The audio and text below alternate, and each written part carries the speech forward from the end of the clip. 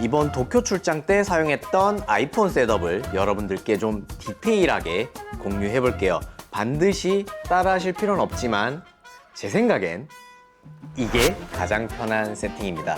이 약간의 팁이 될 수도 있을 것 같습니다. 영상업자입니다. 제가 최근에 도쿄 출장을 다녀왔습니다. 하루 각 반나절 정도 타이트하게 이틀간 일정이 있었고, 오며 가며 약간씩 짬을 내서 오랜만에 도쿄 시내 풍경을 카메라에 담아봤습니다. 모두 이 아이폰으로 찍었습니다. 일단 영상부터 짧게 한번 보시죠.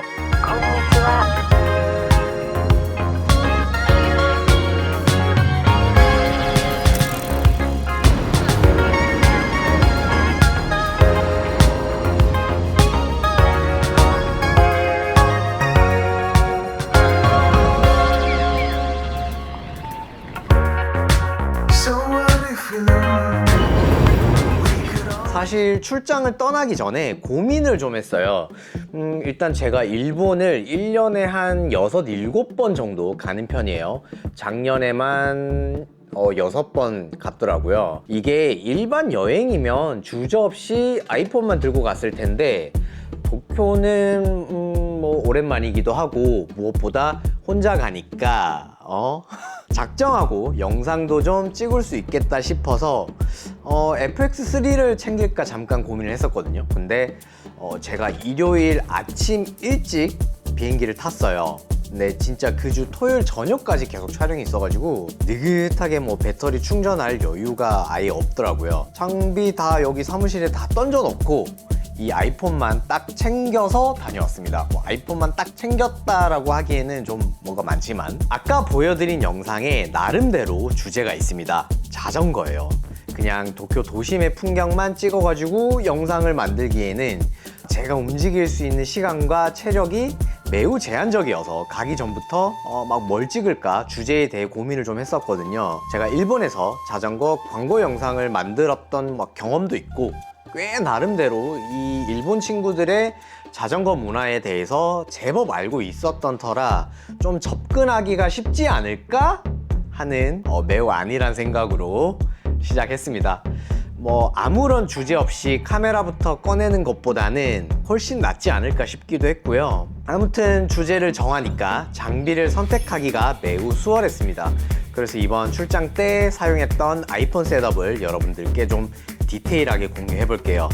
제품명은 이 화면 아래 설명란에 붙여 놓을 테니까 참고하시면 좋을 것 같아요. 자, 일단 아이폰 17 프로 맥스를 챙겼고요. 케이지 카메라 쪽 방향과 그리고 아이폰 화면 기준 오른쪽, 지금 여기 위쪽에 해당되는데 이 측면에다가 짧은 나토 레일 2개를 붙였습니다. 모두 스몰리그 제품입니다. 여기 이 달랑달랑 거리는 이거는 스트랩 탈착을 하기 위한 브라켓이라고 하면 될까요? 이것도 스몰리그 제품인데 필 무브라고 해서 스마트폰 리그를 좀 가볍게 쓸 수 있게 만든 라인입니다. 공식 일정 끝난 후에 여기에다가 이제 스트랩 달고 후다닥 세팅해서 걸고 다녔고요.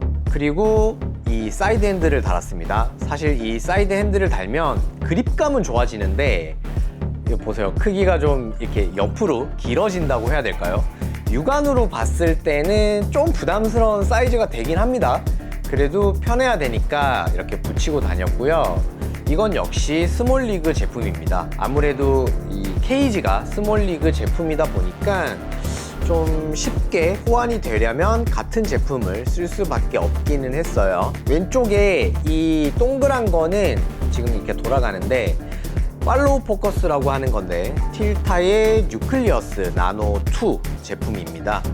블랙매직 앱에 이 매뉴얼 포커스 기능이 있어요. 근데 이게 터치로 하면은 상당히 많이 불편합니다.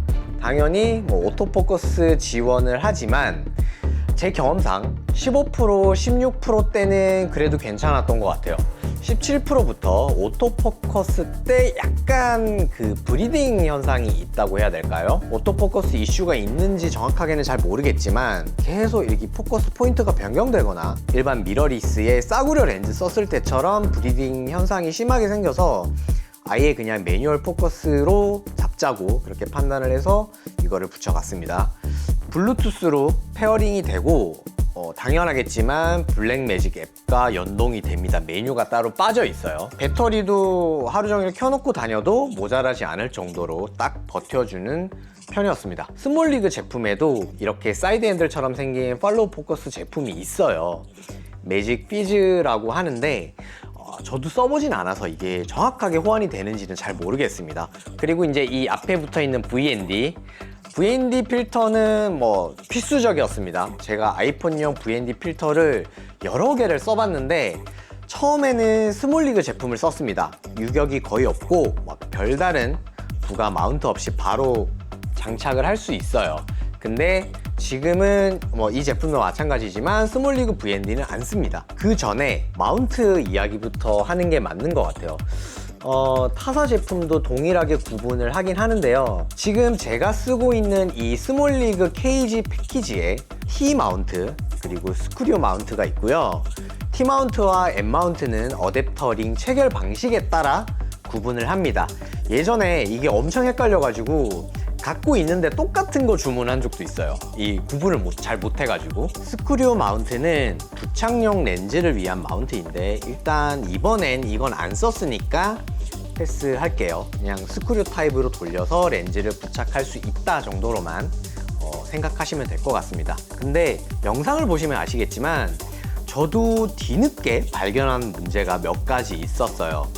13mm 초광각 영역에서는 이 빙해팅이 좀 심하게 생깁니다. 이게 아이폰 렌즈 배열에 따른 위치 때문에 생기는 거라고 생각을 하는데 나름 렌즈 특성이라고 생각하고 썼습니다. 24mm 기본 렌즈에 VND 필터를 부착했을 때 렌즈와 필터 사이 간격 때문인지 빛샘 현상이 또 좀 심했어요. 특히 햇빛을 제 정면에 두거나 아니면 카메라 오른쪽에 뒀을 때 이 브라켓 틈 사이로 빛이 새어 들어와서 이렇게 화면처럼 오른쪽에 이렇게 하얗게 뜨는 경우가 종종 있었거든요. 이게 좀 거슬리기는 했었어요. 근데 이게 왜 그런가 봤더니 지금 제가 사용하는 VND 필터가 기존 미러리스 카메라 렌즈에 쓰던 제품이라 뒷면이 스크류 타입이에요. 그런데 아이폰용 브라켓에는 이게 부착이 기본적으로 안 됩니다. 다행히 스몰리그 제품은 VND 필터나 필터용 브라켓 제품을 구입을 하면은 이런 마그네틱 링이 함께 동봉되어 있거든요. 한쪽은 스크류고 아이폰에 부착하는 부분은 마그네틱이라서 이런 스크류 타입의 필터도 사용은 할 수 있어요. 근데 이게 아무래도 렌즈와 이 필터 사이 거리가 마그네틱 링만큼 멀어지니까 이 틈으로 빛이 새어 들어오거나 원하지 않는 그런 굴절이 생기는 거라고 생각합니다. 이게 완벽하게 밀착되는 게 아니거든요. 이 조그만한 틈이 반드시 있습니다. 그래서 이걸 해결할 방법은 스몰리그 VND 필터를 그냥 쓰는 건데 이 얘네가 화질이 좀 별로예요. 그래서 다른 방법을 저도 좀 찾아보기는 해야 될 것 같아요. 아무튼 브라켓 얘기를 하다가 사설이 좀 길었는데요. 지금 이 제 아이폰에 붙어있는 이 브라켓은 별도로 구입했습니다. 이건 기본 패키지에 포함이 안 된 녀석인데 제가 이거를 왜 따로 샀냐면요. 기존 M-마운트나 T-마운트를 사용하면 이 맥세이프 SSD나 배터리를 붙였을 때 간섭이 생깁니다. 어떻게든 다 붙일 수는 있는데 이게 예쁘게 안 돼요. 그래서 이렇게 마그네틱 링 부분이 바깥쪽으로 치우쳐진 이런 디자인의 브라켓을 별도로 판매하고 있습니다. 얘네들도 이미 진작에 테스트를 해봤던 것 같아요. 그리고 아이폰 16 프로까지는 마운트 브라켓 교체를 하려면 스크류 드라이버가 필요했거든요. 근데 17 프로부터는 이렇게 좀 쉽게 교체할 수 있도록 바뀌어가지고 좋더라고요. 자, 다음은 탑핸들입니다. 이 나토 레일을 붙여서 쉽게 뗐다 붙였다를 할 수 있어요. 이것도 스몰리그 제품이고 평소 촬영할 때 제가 거의 매번 사용하는 제품입니다. 그냥 카메라에 항상 붙어 있다고 생각하시면 돼요. 사실 이 아이폰을 리깅할 때 탑핸들은 잘 사용하는 편이 아니에요. 아무래도 통제된 환경에서 촬영을 하는 게 아니라 막 이렇게 돌아다니다 보니까 이 탑핸들이 특히 이 뒷부분이 막 몸에 계속 걸리적거려 가지고 좀 불편했어요. 근데 굳이 이 탑핸들을 붙인 이유는 여러 가지가 있습니다. 일단은 보조 배터리를 아이폰에 계속 붙여놓고 싶었던 이유가 가장 컸어요. 보조 배터리를 막 주머니나 가방에 넣어 다니다 보면은 라인이 이렇게 또 막 엄청 걸리적거려요. 그래서 지금처럼 이렇게 짧은 케이블을 이용해서 붙여놓겠다는 의도가 가장 컸고요. 필드 모니터형 콜드슈 마운트에다가 스마트폰 홀더를 붙여가지고 이렇게 보조 배터리를 물렸습니다. 두 번째는 다른 여분의 아이폰을 블랙매직 카메라 외장 모니터로 쓰겠다는 이유였는데 이게 결국 귀찮아서 그렇게 세팅을 하진 않았어요. 엄청 무겁고 번거로워지더라고요. 그리고 아이폰이다 보니까 앵글이 내려가거나 막 올라가면은 이 화면이 잘 안 보이거든요. 다른 미러리스 카메라처럼 막 스위블 액정이 아니다 보니까 이게 불편할 때가 정말 많습니다. 근데 이걸 또 연결하려니까 이거 진짜 너무 귀찮더라고. 그리고 세 번째는 아이 레벨보다 이렇게 낮게 촬영할 때 이 핸들들을 좀 쉽게 하려는 의도였습니다. 근데 그렇게 찍은 푸티지는 역시 하나도 안 썼어요. 그리고 네 번째는 이 외장 마이크를 챙겨갔었거든요. 그러니까 마이크를 이렇게 달 의도였는데 역시 한 번도 리깅하지 않았습니다. 사실 막 마이크가 중요한 그림들을 제가 담진 않았기 때문에 너무 귀찮았어. 외장 SSD도 있는데요. 이거는 이제 제가 이번에 알게 된 사실이기도 해요. 이 약간의 팁이 될 수도 있을 것 같습니다. 이 외장 SSD는 맥세이프 마그넷이 기본적으로 뒷면에 부착된 제품입니다. 근데 이게 외부 전원을 공급받기 위한 PD-C 타입 단자도 있어요. 근데 이게 당연히 장점은 작고 발열 관리가 잘 되는 디자인이기도 하고 지금처럼 이렇게 맥세이프 기능이거든요. 어휴! 엄청 짱짱해요. 근데 이제 이 아이폰 배터리가 한 50-60% 정도 떨어지면은 강제로 연결이 끊어집니다. 이게 SSD 소비 전력이 커서 그런 건데 그렇다 보니까 상시 외부 전력 공급이 강제돼요. 그리고 이게 가장 중요합니다. 저는 모든 환경이 애플 기반이라서 외장 SSD 포맷을 그냥 아예 맥OS 전용으로 포맷해서 쓰거든요. 근데 이 아이폰 다이렉트 녹화용 외장 SSD는 절대 맥OS로 포맷하시면 안 됩니다. 이게 EXFAT로 포맷하셔야 녹화가 안정적으로 돼요. 블랙매직 카메라 앱을 쓴다는 전제 하에. 근데 기본 카메라는 맥OS 포맷을 해도 잘 됩니다. 이게 블랙매직 앱에서는 맥OS로 포맷을 해놓으면 녹화를 하다가 막 간헐적으로 연결이 끊어지는 경우들도 정말 많아요. 조금 흔들렸다고 끊어지고 선 약간 이렇게 당겨졌는데 끊어지고 안정성이 너무 떨어졌어요. 아무튼 이번 도쿄 일정에서 이 외장 SSD는 맥OS 전용으로 제가 이제 포맷이 당연히 되어 있었는데 연결해서 촬영하는데 계속 막 연결 끊어지고 막 계속 결국에는 다 떼고 촬영했습니다. 그래서 첫날 푸티지는 로우 촬영본인데 둘째 날부터는 그냥 프로레스 로그로 촬영을 했어요. 자, 이렇게 제 아이폰 리그 세팅을 보여드렸는데요. 제가 대부분 스몰 리그 제품을 사용하잖아요.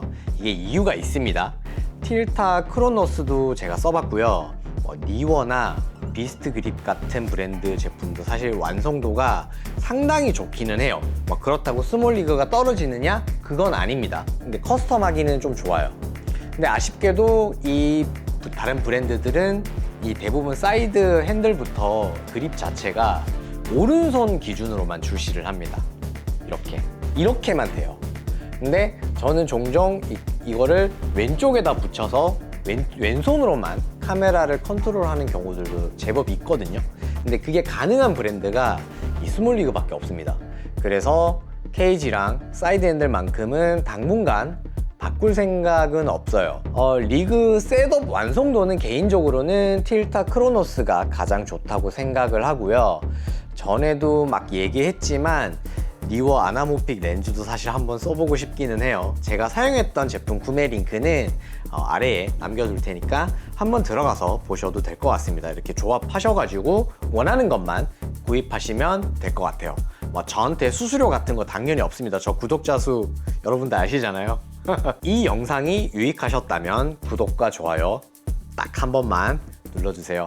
영상업자였습니다.